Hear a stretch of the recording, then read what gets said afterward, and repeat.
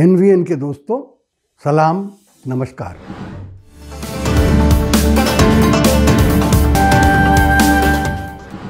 दोस्तों, जिस वक्त हम ये वीडियो बना रहे हैं उससे सिर्फ 2 दिन पहले यानी 14 अगस्त को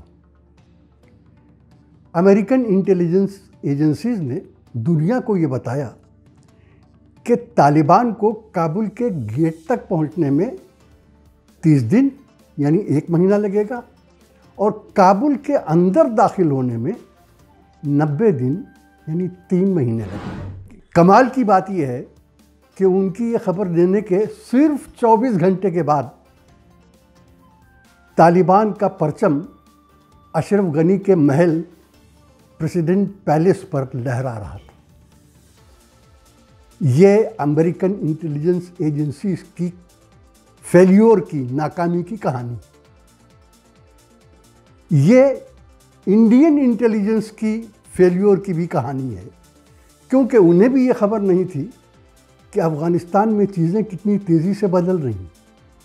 इधर हम अपनी आज़ादी की डायमंड जुबली मना रहे थे, 75वीं सालगिरह मना रहे थे, और उधर काबुल पर तालिबान अपना परचम लहराने की तैयारियां कर रहे थे। इधर हमारे यहाँ जश्न हो रहे थे, उधर अशरफ गनी राजपाट छोड़कर ताजिकिस्तान फरार हो गए थे। उनके साथ उनके जो नेशनल सिक्योरिटी एडवाइज़र, उनके राष्ट्रीय सुरक्षा सलाहकार, उनके कौमी सलामती मुशीर हमदुल्ला मुहिब भी ताजिकिस्तान फरार हो चुके थे। इत्तेफाक से दोस्तों, हमदुल्ला मुहिब यानी अफ़गानिस्तान के नेशनल सिक्योरिटी एडवाइज़र, हमारे नेशनल सिक्योरिटी एडवाइज़र, हमारे राष्ट्रीय सुरक्षा सलाहकार, हमारे कौमी सलामती मुशीर अजीत डोवाल के बहुत गहरे दोस्त समझे जाते थे। और चंद दिन पहले तक वो ये कह रहे थे, हमदुल्ला मुहिब, कि अफ़गान फ़ौजें किसी भी हाल में तालिबान को काबुल नहीं पहुंचने देंगी, उससे पहले वो हमारी फ़ौजें उन्हें तोड़ कर रख देंगी। वो ये बात हमारे अजीत डोवाल साहब को बता रहे थे। हमारे नेशनल सिक्योरिटी एडवाइज़र यही बात मोदी सरकार को बता रहे थे, और मोदी सरकार यही बात गोदी मीडिया और बाकी हिंदुस्तान को बता रही थी। लेकिन हुआ क्या? अशरफ गनी भाग चुके हैं। काबुल पर और पूरे अफ़गानिस्तान पर तालिबान का कब्ज़ा हो चुका है। तालिबान का नाम सुनते ही दोस्तों 1996 की बातें याद आ जाती हैं, जब तालिबान पावर में आए थे, जब मुल्ला उमर उनके लीडर थे।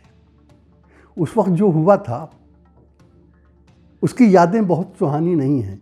औरतों को ज़बरदस्ती बुर्क़े पहनाना, बच्चियों को स्कूल और कॉलेज जाने से रोक देना, औरतों को सरकारी नौकरियां या कोई भी नौकरी करने से मना कर देना, बामियान में हिस्टोरिकल तारीख़ी शानदार गौतम बुद्ध के स्टैचूज़ मुजस्समे गिरा देना, ये सब चीज़ें याद आ जाती। वो तालिबानियत याद आ जाती है जो रिलीजियस एक्सट्रीमिज़म, असहिष्णुता और मजहबी इंतहा पसंदी की दलीलें हैं।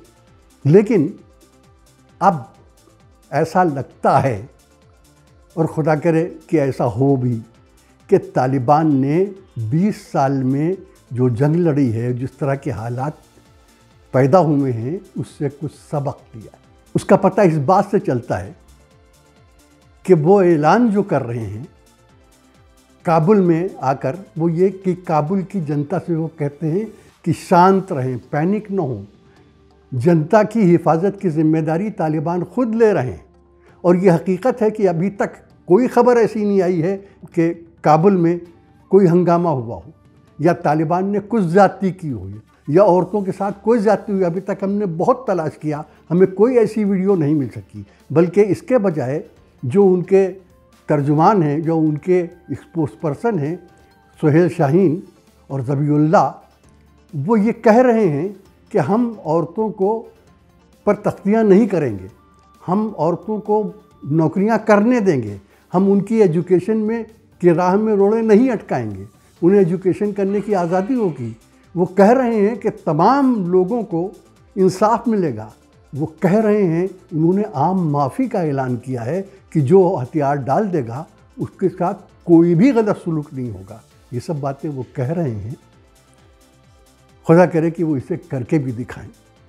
एक दूसरी बात भी है, 1996 में जब तालिबान पावर में आए थे तो वो कंधार से काबुल तक एक एक जगह पर लड़ते हुए गए थे।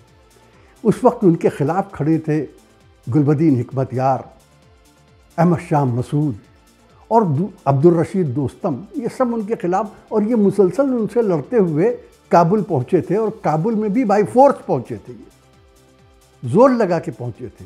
उसकी वजह से जो गवर्नमेंट बनी थी वो अनस्टेबल थी, नापायदार थी, मजबूत गवर्नमेंट नहीं थी।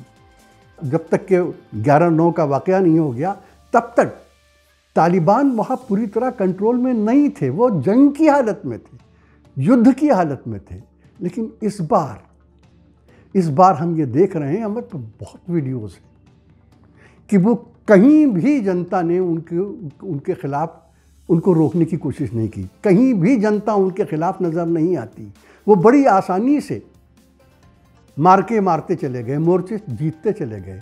वो तमाम लोग, वो तमाम वॉर लॉर्ड्स जिनके लिए समझा जाता था कि ये लोग बड़े टफ टाइम देंगे अब तालिबान को, वो या तो उन्होंने हथियार डाल दिए, या वो भाग गए, या वो मारे गए। अब्दुल रशीद दोस्तम के बारे में कुछ पता नहीं कि वह कहाँ चले गए। कहा जाता है कि वो उज़्बेकिस्तान भाग गए। एक दूसरे वॉर लॉर्ड मोहम्मद इस्माइल खान 70 साल के, जो बहुत ज़बरदस्त मुखालिफ थे तालिबान के, उन्होंने तालिबान को आगे सरेंडर कर दिया, उनसे सुलह कर ली और अपनी मिलिशिया से भी कहा कि वो हथियार डाल दें और तालिबान के साथ कोऑपरेट करें। अहमद शाह मसूद, जिन्हें शेर पंजशीर कहा जाता था, 1996 में बड़ी टफ टक्कर दे रहे थे तालिबान को। लेकिन इस बार उनके बेटे अहमद मसूद तालिबान के साथ हैं। काबुल में भी तालिबान की एंट्री हुई तो एक भी गोली चलाए बगैर हुई है। इन सब बातों को किसी तरीके से नज़रअंदाज नहीं किया जा सकता, क्योंकि ये सच्चाइयाँ हैं जिन्हें अगर हम न देखना चाहें तो न देखना चाहें, सारी दुनिया देख रही, उसके वीडियोज़ आम हो रहे हैं। किस तरीके से तालिबान बढ़ते चले आ रहे हैं, किस तरीके से जनता उनको वेलकम कर रही है, ये सब देखा जा रहा है। तो इसलिए ये लगता है कि इस बार जो तालिबान की गवर्नमेंट बनेगी वो ज़्यादा स्टेबल होगी, क्योंकि तालिबान ज़्यादा कॉन्फिडेंट है। अब उनका अपोजिशन उतना ज़बरदस्त नहीं है पब्लिक में जितना पहले हुआ करता था। अब पब्लिक का बड़ा हिस्सा उनके साथ है। अब हज़ारा शिया जो पहले बहुत उनके खिलाफ थे, उनके साथ आ चुके हैं। उनके कमांडर्स में हज़ारा शिया कमांडर शामिल हैं।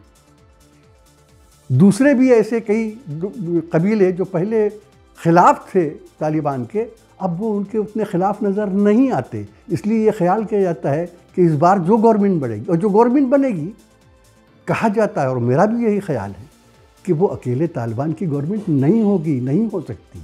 उसमें दूसरे धड़े शामिल होंगे।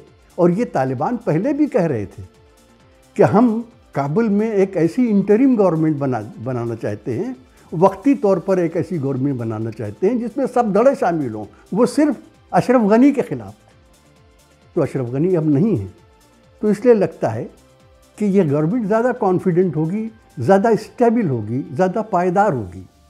अब रहा ये कि हमारे यहाँ एक प्रोपेगेंडा हम देख रहे हैं, बाज़ हिस्सों में, सब नहीं, बाज़ हिस्सों में कह रहे हैं कि तालिबान को बाकी दुनिया जो है वो रिकग्नाइज नहीं करेगी, मानेगी नहीं, तस्लीम नहीं करेगी।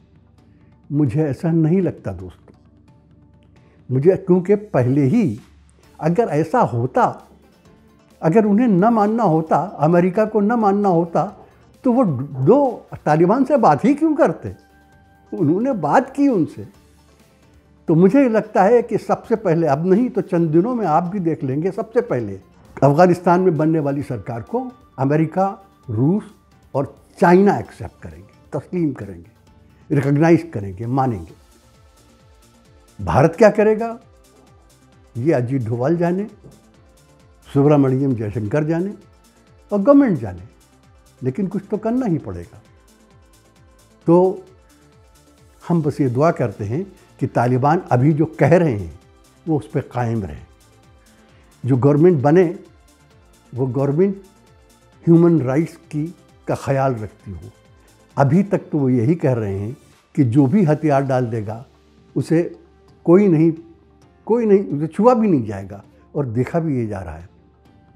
कल क्या होगा ये नहीं मालूम, लेकिन हम आपको तालिबान के बारे में और अफ़गानिस्तान के बारे में अपडेट करते रहेंगे, क्योंकि हमारे लिए चिंता का एक बहुत बड़ा मामला ये है कि हमारे जो लोग वहाँ अभी तक फंसे हुए हैं उनमें बहुत से लोग वहाँ से निकल नहीं पाए। हमें उनकी बहुत ज़्यादा चिंता है, उनको वहाँ से कैसे निकाला जाए, कैसे बाहर लाया जाए, और हमारी दुआ है कि वो जल्दी से जल्दी सही सलामत अपने घर लौट आए।